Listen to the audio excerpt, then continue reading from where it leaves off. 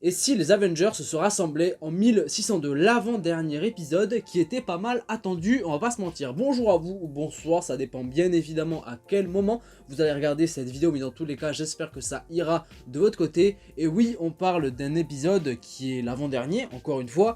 C'est passé assez vite cette deuxième saison de What If, en même temps avec un épisode par jour.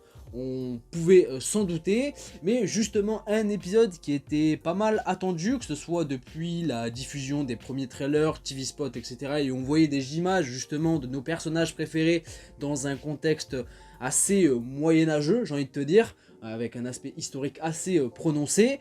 Et surtout depuis le teasing, puisqu'il y a eu aussi un petit teasing par rapport à cet épisode dans un épisode précédent, justement le cinquième, centré sur Captain Carter, qu'on retrouve évidemment dans cet avant-dernier épisode, c'est la suite logique du délire. Et comment vous dire sans plus attendre que de mon côté What If saison 2, sur les 4 derniers épisodes c'était fort, très très fort, notamment le dernier centré sur une Ella faisant le lien avec le délire de Shang-Chi, les 10 anneaux, Talo, enfin bref, tout un contexte qui moi m'avait énormément plu, vraiment de bout en bout sur le fond et la forme. Mais globalement, cette deuxième saison, outre les 3 premiers, c'était quand même plutôt pas mal et ça montait crescendo en niveau, donc ça faisait plaisir. Et comment vous dire justement, encore une fois, je vais y arriver, que cet avant-dernier épisode, eh bien, je l'ai trouvé bien, je l'ai trouvé bon, mais il ne va pas faire exception dans le registre des fameux épisodes qui, pour moi,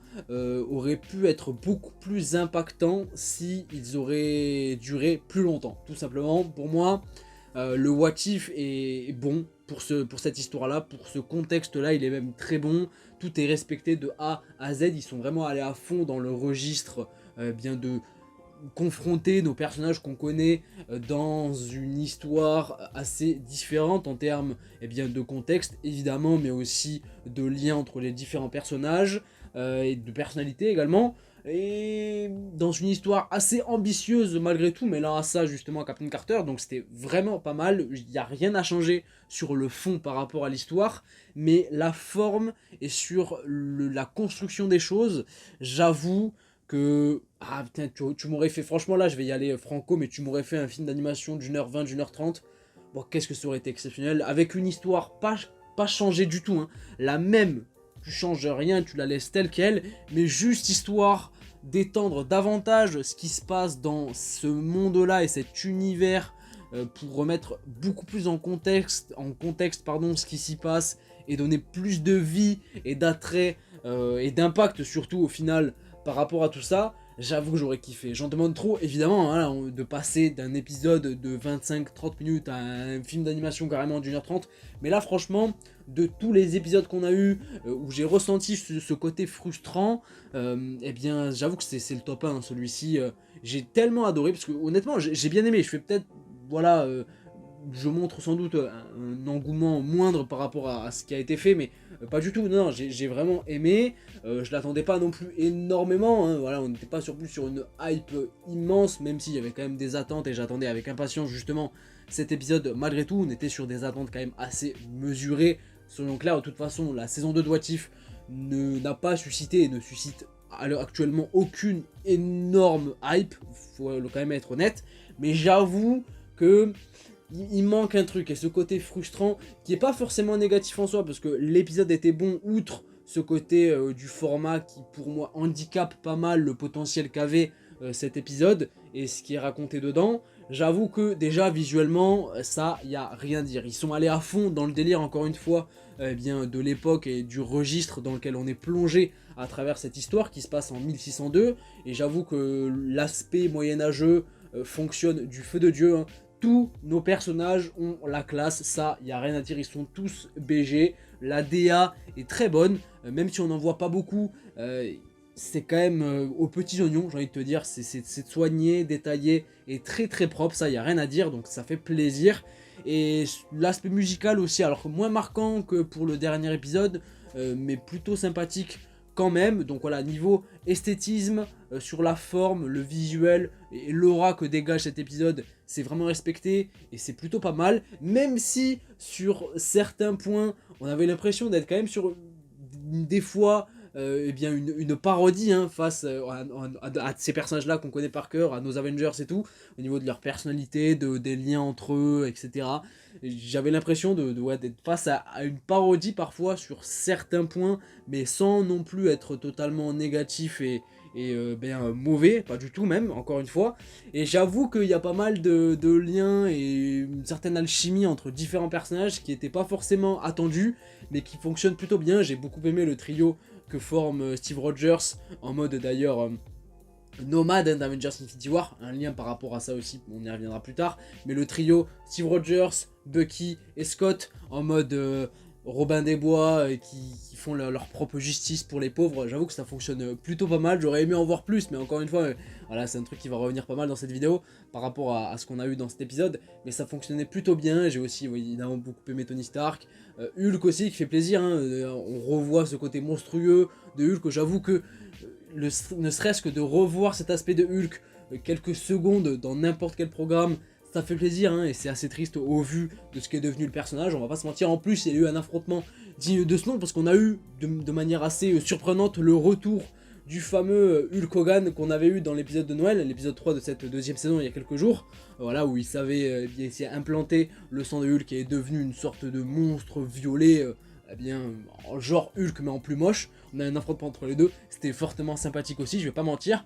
Et une histoire qui était assez surprenante, j'avoue que je m'attendais pas du tout à avoir ce côté où eh bien, le monde allait totalement basculer dans l'apocalypse. Hein. On va dire, il allait subir une incursion, puisque c'est pas forcément dit littéralement dans cet épisode, mais on nous fait comprendre que c'est une incursion par rapport à deux mondes qui s'entrechoquent et font des liens avec des portails, des passerelles qui s'ouvrent, etc. Jusqu'à imploser, que ce soit pour l'un des deux ou même les deux.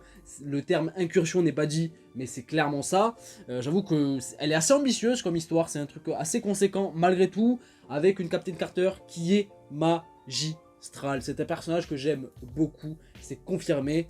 Elle est magique cette Captain Carter et elle mérite plus et elle a fait encore plus plaisir dans ce contexte de l'épisode. Voilà, que ce soit dans le fond par rapport à ce que ce personnage est, ce qu'elle représente, dans son héroïsme eh bien, le plus pur, mais aussi la forme. Ces scènes d'action sont plutôt cool. En plus là, dans le contexte eh bien moyenâgeux 1602, du XVIIe siècle, avec les épées, pas mal de petits combos avec également son bouclier. Franchement, ça passait très très bien et j'ai hâte d'en voir plus par rapport à elle, et notamment avec le dernier épisode demain, puisqu'on a un petit teasing qu'il y a eu, il y a un petit teasing justement qu'il y a eu à la fin de l'épisode par rapport à Doctor Strange qui est venu la voir, un petit peu comme il est venu voir Kaori dans l'épisode 6 il y a quelques jours.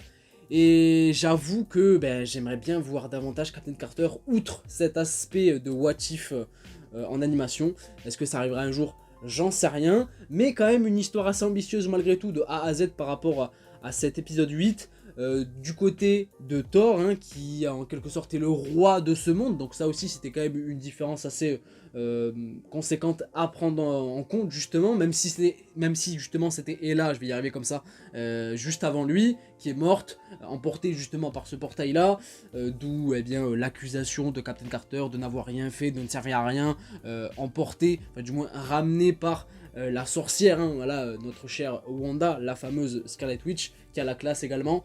Enfin voilà, on est quand même sur une histoire assez ambitieuse qui mentionne une sorte d'incursion, même si c'est pas encore dit foncièrement, c'est quand même le cas.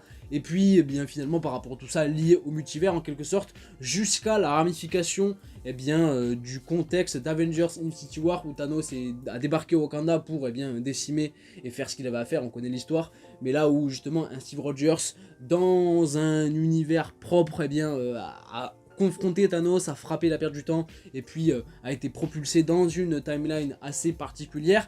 J'ai l'impression que même si on comprend pas forcément bien ce que ça a fait et ce qu'il est, j'ai l'impression qu'il était une certaine forme d'entité liée à la pierre du temps. Je sais pas comment expliquer, mais c'était assez beau déjà visuellement, le rendu était bon, émotionnellement c'était plutôt pas mal puisqu'on était face à Steve Rogers et puis Peggy Carter, donc voilà, le raccord et le lien émotionnel entre les deux personnages que nous connaissons, il fonctionne davantage, enfin il fonctionne bien justement dans cet épisode par rapport à ça aussi, donc voilà, c'était un petit peu un côté assez doux amer, mais j'avoue que le contexte évidemment lié au multivers, lié au temps, et la ramification par rapport à Avengers Infinity War, eh bien, était plutôt conséquente, même si encore une fois, on comprend pas vraiment ce qui se passe et comment ça se passe, c'est assez flou à ce niveau-là, et même quand ça se conclut, on sait pas vraiment ce qui s'est passé réellement à la fin, donc c'est assez particulier, mais quand bien même, l'épisode dans sa globalité, il était bon.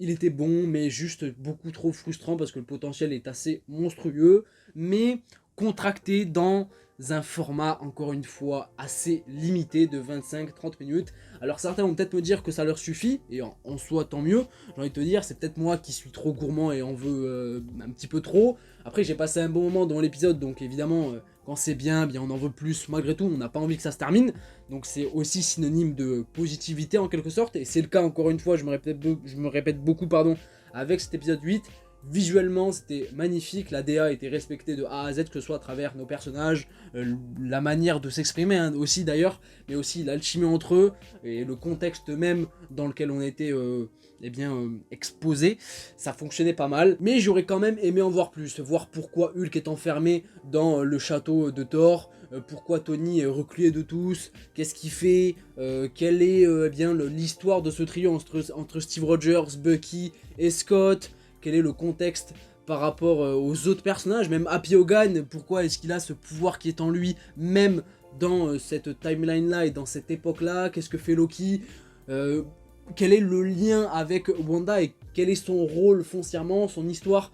J'aurais aimé explorer tout ça, mais c'est pas le cas. Voilà, on est juste sur une histoire de 30 minutes maximum, mais qui n'était pas désagréable malgré tout.